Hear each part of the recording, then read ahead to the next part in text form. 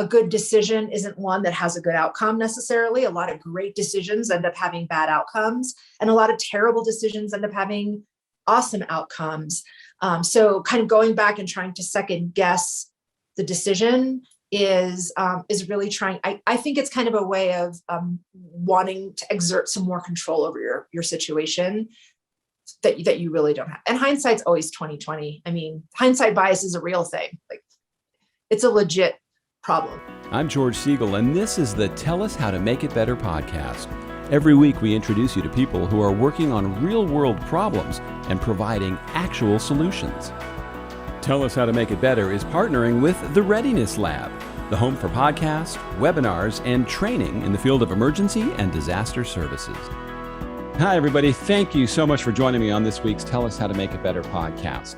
Every week on this podcast, I try to introduce you to people who have recognized a problem that exists somewhere in the world and are trying to do something to make it better. Well, today, we're going to be talking about decisions.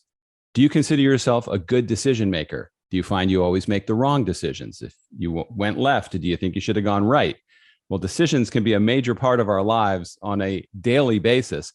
And hopefully after today's podcast, making decisions might become a little easier for you.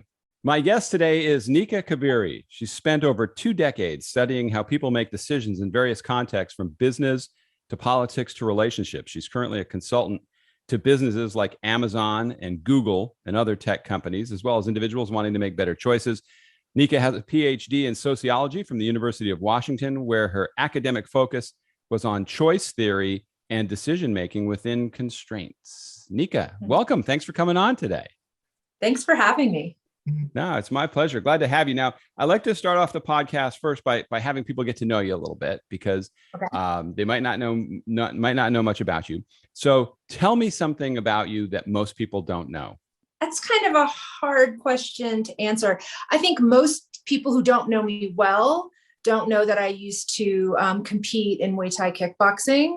Really? And I like to say I'm undefeated, but I only had 2 fights and I won both of them. But I think undefeated sounds pretty good. That does sound really good. So people don't want to mess around with you, is the bottom line here. I'm not that fond of conflict, which is kind of funny. Like, if I see a fight, I would run the other way, probably. Why'd you choose kickboxing? There's just something kind of freeing about just letting your arms go, letting your legs go, that kind of the impact. And it also kind of built a lot of confidence in me that I didn't have before. I could watch my body develop into this like machine that could do all of these really incredible things.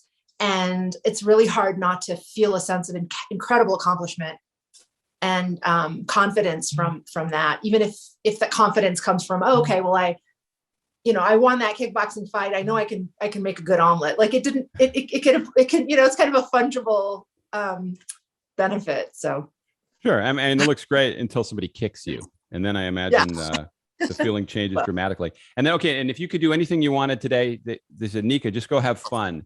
What would you choose to do? Go have fun. Oh my gosh. Well, honestly, so I live in Central Colorado. I would probably go someplace beautiful, because there's so many beautiful places around here. Go for a long drive, go for a hike. My life is super busy, so anything that doesn't feel busy would be a great break. Good answer. Now, when I was reading about you, because a lot of people, coaches or mentors, a lot of you folks reach out wanting to be on podcasts. It's a very competitive field, I imagine. And so it's confusing. So let's just narrow it down. What is the problem or issue that you say you work on? I work on decision-making. So it spans a bunch of different types of contexts. So I have clients that come to me who are individuals who need help making a decision about a career, or a decision about where to live, or a decision about whether to get a divorce. But I also work with businesses that need help trying to understand how consumers make decisions so they can nudge those decisions, and also make better decisions themselves. Like, why are we stuck in analysis paralysis? Or, how do we make the right choice as far as which which business to buy, or whether to launch our own product or things like that. So it's just really comes down to decision making in any kind of context. Is part of making a decision being able to get past second guessing yourself after you've made the decision? Because I know, first of all, I know a lot of bad decision makers. And then I know people that once they've made a decision, agonize over whether it was the right decision. Is part of what you teach people, okay, you make a decision and then you move on? Yes, it is kind of a big problem. I think what people forget is, I mean, think about just how messy and crazy and complex life is. Like, there's so many things that happen that we cannot predict. And the outcomes of our decisions are influenced by so many variables that have nothing to do with us or how good of a decision maker we are. I mean, if COVID isn't an example of that, I don't know what is. So I think a lot of the coaching that I do around that is just helping people recognize that there are all these different variables at play. A good decision isn't one that has a good outcome necessarily. A lot of great decisions end up having bad outcomes, and a lot of terrible decisions end up having awesome outcomes. So kind of going back and trying to second guess the decision is really trying. I think it's kind of a way of wanting to exert some more control over your situation that you really don't have. And hindsight's always 20/20. I mean, hindsight bias is a real thing. Like, it's a legit problem. So how could you give me an example? So I come to you with a problem. Let's say I'm miserable in my job. I just say nothing's good, which doesn't apply to me because I actually happen to love my job. But if that was the problem that I came to you with, where would we go with that? Right. So I think a lot of people end up stuck. Well, people end up stuck in their jobs or in their relationships for different reasons. Some are consciously really trying very hard to make decisions, but they just can't seem to make decisions that get them where they want to go. And then other people don't really know where they want to go. So depending on the situation, but the first thing I really want to make sure that my clients understand is that they have a very clear sense of their end game. Like, they really understand kind of in a general direction. Like, we can't really, again, predict that we're going to definitely end up in that house on the beach with that perfect partner, right? But we can imagine a general direction. And I am often surprised, even still, at how often people aren't clear on where they want to end up, or that they either are clear, but they don't really have that vision as they're making the choices in their everyday life. So that's where I would start. Like, what's the ideal vision for you as far as career, but also life, because your career fits into your life. That's the first step. What do you think people agonize over more, career and business decisions or personal decisions? Because some people get one aspect of their life right and they completely screw up the other. What do you see more often? I think it's about 50-50. But then again, there are a lot of people who don't come to me that I don't see. So I don't know if the world at large is, split down the middle. But I think what's really more interesting is how many career decisions are impacted by relationships or personal choices. Like, people wanting a career in another state, they can't go because of their partner. And then they start to think, well, maybe this isn't the right partnership for me. And we switch gears a little bit, or, the other way around. So I think we tend to compartmentalize these things in our decision-making, and they're often not as compartmentalized as we want to believe they are. So, the next question that I had for you is how this problem affects people's lives. You've kind of touched on that, but so we would say indecision is what's really affecting people's lives. Indecision does. I think indecision is there's not being able to make a choice. Like, you have you're facing a decision, you have all these options, the trade-offs are complex, and there's indecision around that because it's just a difficult decision. And then there's just indecision in the sense that people often decide not to decide, and they just go along with the inertia of life. They get out of college and they think, oh, I guess this looks like a good job. And just because that job's been handed to them, they'll take it. They don't really kind of consciously look at other options and evaluate trade-offs. They just go with it. And then that leads to another thing and another thing. And I think that's a bigger problem than being faced with a choice and having a hard time, should I have pizza or should I have a burger? Like, that's an easier kind of problem than not owning your decision making. Like, just kind of thinking that you're okay because you got this flow, like like life is a river and it's taking you in its current. You can end up in places you don't want to be, like on the bank of some terrible place if you don't own it. Now, do you see inconsistency or consistency in people? Like somebody who is in a bad job, does it usually spill over into other aspects of their life? I mean, I've never been a person that's had trouble making decisions. I've made a lot of bad decisions, but I don't agonize over them, and then I don't kick myself over them. I just keep going. But I know some people, if you're really bad in one area, does it spill over to other areas of your life? And if you improve that area, does it carry over to other areas?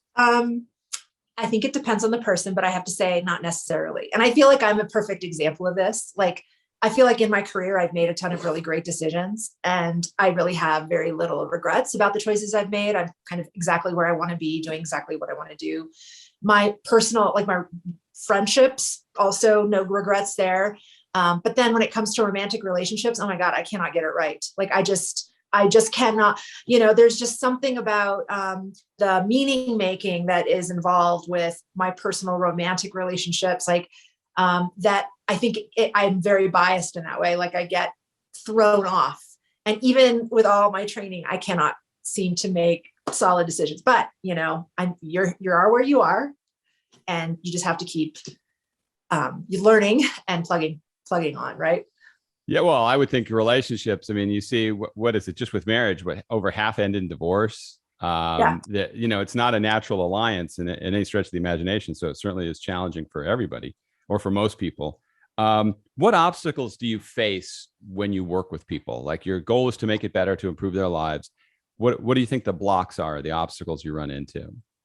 I think one of the major ones is what I mentioned, that I find to be my obstacle, which is this kind of phenomenon of meaning making. That's a very human experience, that we see things or evidence, or we experience something, and then we add on top of it a layer of, okay, well, what does this mean?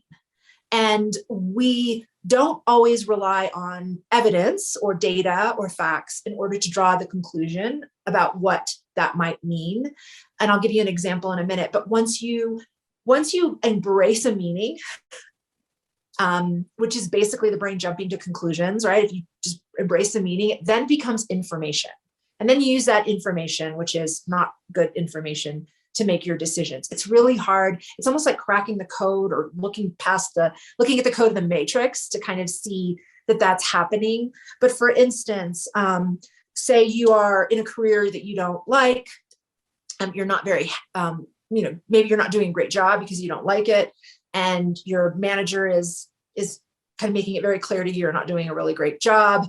And you might come to believe that means that you're a failure, or you might come to believe that means that your manager's an a-hole, right? Like, it could be either way.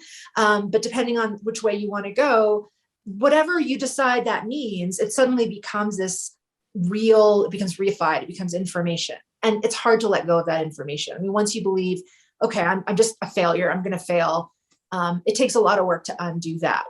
So that's a big barrier. It's learning that meaning making, that the meanings aren't incorrect, they're just irrelevant. You don't have to nothing has to actually mean anything for you to make the right decisions to get to the next best place. Is it important to take emotions out of it? Because I tell my kids, when you're upset, that's not always the best time to make a decision. You want to think about it. You want to calm down. You want to cool off. That sometimes those fast decisions made out of passion don't always end up being the best ones. That's a great question, and that's good advice, I think. And it kind of ties in, when people say, always listen to your gut, your instincts are always right. Oftentimes it's your emotion that's talking to you, and not necessarily instinct. And if you were to cool off, a different gut would kind of emerge and tell you to do something else, right? So, and this is what psychologists call like hot states and cold states. And we kind of forget when we're emotional, what it's like to not be, and vice versa. But my advice on that is generally to pay attention to your feelings. Don't ignore them. but manage them before you make the choice. And instead of letting the choice be the thing that's managing them. I think a lot of times we make decisions in order to get to an end game that's a feeling. We try to choose our way into feeling better. And that never really works out. Emotions are so elusive that it's just not the right way to go. What is imposter syndrome? I have issues with imposter syndrome. So I apparently read my latest newsletter. It's the sense that no matter how qualified you might be to do something, or how competent you might be, or whatever the evidence in the past has provided you as far as your competence, you still feel like you are not able to, you're not competent enough or capable enough to perform or a role or task or do whatever it is you set out to do. You're lesser than the role. And it's kind of, it could be a bias in a way. I think what my issue with it is that it's like, it's a syndrome that, that I have. Like, it makes it, the focus of it when we think about imposter syndrome is like, you have imposter syndrome. You need to work on that. You're really awesome. And you have to believe that. And I think a lot of times we experience imposter syndrome, not because we feel a certain way about ourselves, because the situation is one of uncertainty, that we aren't familiar with what we have to do. We don't know what success looks like. And often in the workplace, we aren't really supported as much as we should be. We're not given a vision of what success looks like. We're not given feedback that's constructive, that tells us, okay, yes, that's on the right track, or that's not. So we're kind of clouded in this like confusion about what success is. And that's kind of an automatic fallback. It's like the meaning making that I was telling you about. Like we suddenly put a layer of meaning on top of it that says, well, then I must be a fraud. I feel like a fraud. I feel like I don't belong here. When perhaps you're just stretched past your comfort zone, and maybe that's okay. And maybe the problem is that you don't have enough information. Wouldn't some of that be having confidence? A lot of, with imposter syndrome, it seems like a lot of it is confidence in feeling like you're worthy of being there. So wouldn't people maybe feel that if they're starting a new job, when something is new, and then once they get their legs under them and they realize I can do this, doesn't that quite often go away? Right, because the uncertainty has gone away. Because the uncertainty is gone. I mean, uncertainty is such a trigger. When we don't know what to expect, or we don't know what's going on, we don't have enough information, we kind of revert to these biased behaviors, and we use mental shortcuts. And one of those is just this belief that we aren't capable or competent, when really we don't have the right information to know, whether we're on the right track or how to do what we need to do. Are there things that people can do that will help them make better decisions? Yeah. If they're just thinking, I'm a crummy decision maker, I need to be better at this. Yeah. I think the first thing to really pay attention to are your wellness habits. There's research that points to the relationship between poor sleep, for instance, and impulsive behavior. So if you're trying your best to be rational, trying your best to make the best decisions, if you're going on very little sleep or poor quality sleep, you're just not going to be at that place mentally to be able to evaluate things in a thoughtful, rational way, as well as if you were getting good sleep. Same with eating. Like, nutrition is really important. And also, I think oftentimes a lot of us make decisions hungry. There's some wisdom behind, don't get into an argument when you're hungry, because you're not really, because you just cannot, you're impulsive. Your behavior is going to change. Your decisions are going to change.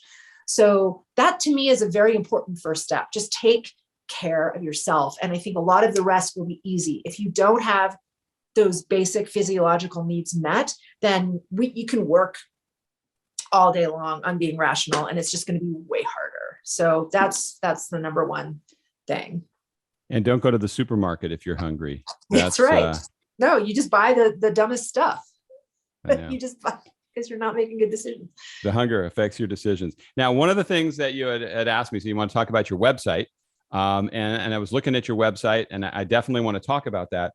But as I was reading about you, it sounded like when you were in your early 20s, you were dealing with a lot of stuff that probably had something to do with how you ended up where you are now. Talk about what you were experiencing and how you turned that around. Yeah. So in my early 20s, I went through a spell of serious depression, a lot of anxiety. I was having panic attacks, and I was suicidal, to just be blunt about it. It was kind of a part of like my everyday life, that it was something I thought about. And I reached a point where I realized either I was really just fighting for my life. And I started to get therapy, but that didn't help. Like, therapy wasn't helping me. Psychiatrist put me on meds, wasn't really helping me. And the thing that helped me was that I just happened, fortunately, to go back to grad school and study sociology and learn about, meaning making. That's just sort of where, that's where my journey started, where I started to learn about all of these beliefs that I had about myself or about other people in the world that were just false, not false, but they were meanings that were kind of given to me or taught to me by my surroundings, by people who were jumping to conclusions themselves they were using biases and heuristics. And so I kind of had this understanding of the world that I thought was real. It had been reified. And when I started reading about the social construction of reality and how we kind of create these understandings that may or may not be true, it just blew my mind, and it kind of opened everything up. And that sort of started the journey toward, what is good information? How do you get the right information? And that's what research is about, right? In graduate school, you learn how to do really research in a very rigorous way, systematic way, rational way. And I just sort of applied those methods to my everyday life, like trying to understand what reality was, and also understanding that some things aren't knowable and you have to be uncomfortable with uncertainty sometimes. And then I went on to study rational choice theory. And it was really in all of that I started to see this like real life application, like everything I learned in school, I just applied to my own life and realized that I wasn't in a good place because I had made all these decisions that kept getting me stuck in these bad places, bad decisions.